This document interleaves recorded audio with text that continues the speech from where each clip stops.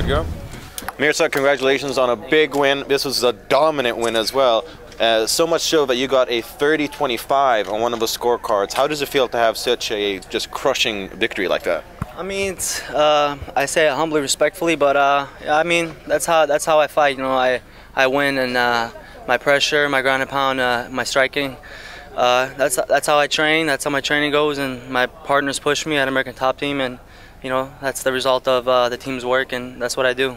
You really smothered him with punches, and it looked like a finish was close, but you didn't quite get it. Did you think you were going to be able to put him away? I thought I was.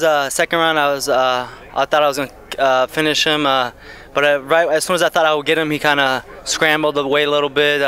When I had mount, I thought I was going to finish there, and he twirled, and I was like, oh, okay, I'm going to finish him. But 10 seconds left, and I was like, you know, just save it for the next round, and I rocked him again in the third round, and I was being patient, gonna go for the kill, but then he shot, and I ended up on top again. Mirsad, how tough was your opponent who obviously took the fight on 2 weeks' notice?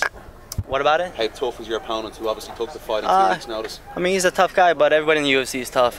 He's no tougher than my last opponent, and I'm sure he's not gonna be any tougher than my next one.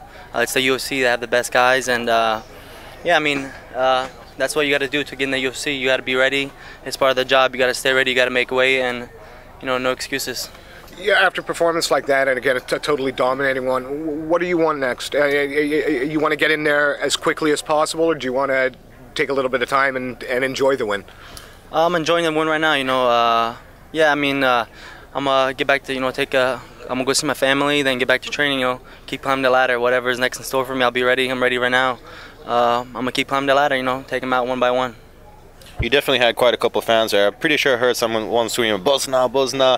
Did you hear that, and did it affect you? I mean, no, I mean, I knew there was going to be a lot of Bosnians leading up to the fight. You know, I was getting tons and tons of, Facebook messages from everybody. I mean, it was just crazy. I had my cousin, handle some of the messages because there were so many, and I had some people show up to the hotel, and I saw some flags at the weigh-ins, and on the way out, walking out, I heard Bosnians and flags, and somebody threw me a flag after the fight, and yeah, it was a lot. It was fun, man. I'm gonna keep, we're here, and yeah, Bosnia's gonna grow.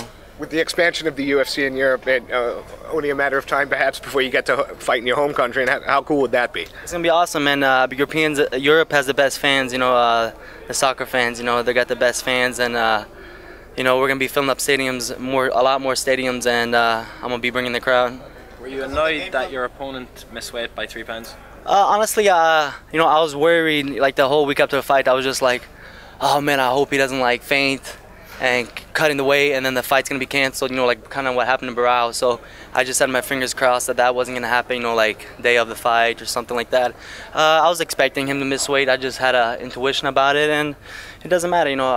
I train with guys, 155ers. I train with George Masvidal, my best friend, Will Brooks, and so it doesn't matter to me. I've trained with 170-pound guys, and I do well, and I hold my own. How did you know your grappling will be more effective than his because he has more? How did I know that? Yeah. I train with the best team in the world. Mike Brown has some of the best jiu-jitsu, underrated jiu-jitsu in the game, and he's one of my top coaches.